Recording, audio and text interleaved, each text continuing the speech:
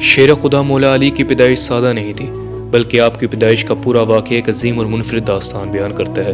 آپ علیہ السلام کی والدہ حضرت فاطمہ بنت اسد جب آپ کو پیدائش دینے والی تھی تو آپ کو درد اٹھتا ہے اور آپ کعبے کے پاس گئیں اور اللہ سے عرض کی کہ میں تمام انبیاء پر ایمان لاتی ہوں، اس بچے کی ولادت میں میرے لیے آسانی پیدا فرما۔ اسی وقت کعبے میں درار پیدا ہوتی ہے، آپ اس میں داخل ہو جاتی ہیں اور اس طرح اس بچے یعنی مولا علی کی پیدائش خانہ کعبہ میں ہوئی۔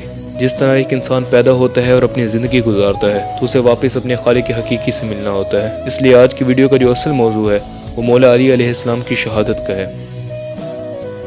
میرا نام محمد ابو بکر امین ہے اور میں آپ کو اسلامک ہسٹری کے چینل اسکولرز تھنک پر خوش آمدید کہتا ہوں۔ جنہوں نے ابھی تک چینل کو سبسکرائب نہیں کیا وہ مہربانی فرما کر لیں۔ تو چلیے آج کی ویڈیو کا آغاز کرتے ہیں۔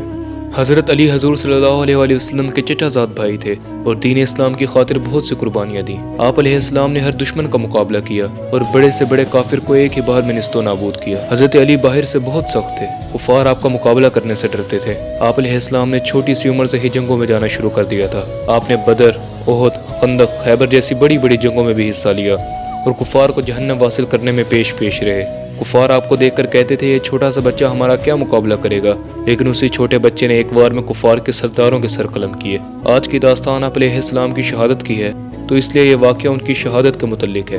واقعہ نہروان کے بعد چند خارجوں نے حج کے موقع پر مل کر ایک منصوبہ بنایا کہ اس دور حاضر میں جتنے بھی مسائل پیدا ہو رہے ہیں اور سارا فساد مچ رہا ہے تو اس کی سب سے بڑی وجہ مولا علی، امیر معاویہ اور عمر بن عاص ہیں۔ اگر یہ لوگ ہمارے راستے سے ہٹ جائیں تو اس علاقے پر ہماری حکومت ہوگی۔ کفار کا منصوبہ صاف صاف واضح کر رہا تھا کہ وہ ان تینوں صحابہ کو شہید کرنے کا خواب سجائے بیٹھے تھے۔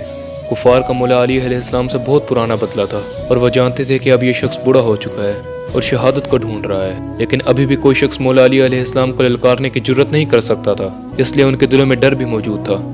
اس لیے انہوں نے فیصلہ کیا کہ عبد الرحمن بن ملجم مولا علی کو شہید کرے گا، نزار امیر معاویہ کو شہید کرے گا اور عبداللہ عمر بن عاص کو شہید کرے گا۔ 19 رمضان 40 ہجری کا دن تھا۔ ایک ہی وقت میں ان تینوں پر حملہ ہوتا ہے۔ قسمت نے ایسا ساتھ دیا کہ امیر معاویہ اس کافر کے وار سے بچ گئے اور عمر بن عاص اس دن نماز کی امامت کروانے کے لیے نہیں آئے اور ان کی جگہ جس شخص نے نماز کی امامت کروائی تو وہ شہید ہو گیا۔ لیکن ہمارے سروں کے تاج ہمارے مولا علی اپنے گھر سے نکلے اور اندھیرے میں نماز کی امامت کا ارادہ کیے ہوئے مسجد کی طرف چل پڑے۔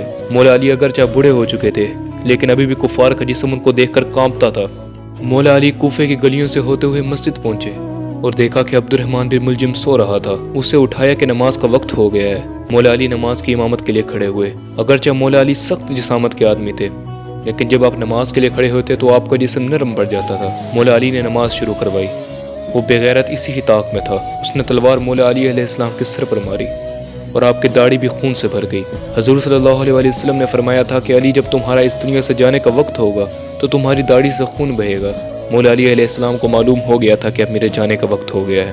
اس کافر کو گرفتار کر لیا گیا۔ مولا علی نے امام حسن اور امام حسین علیہ السلام کو بلایا اور چند نصیحتیں کیں، لیکن اب خلفائے راشدین کا آخری چراغ بجھنے والا تھا۔ اصلی اسلامی خلافت اور ریاست اب ختم ہونے والی تھی۔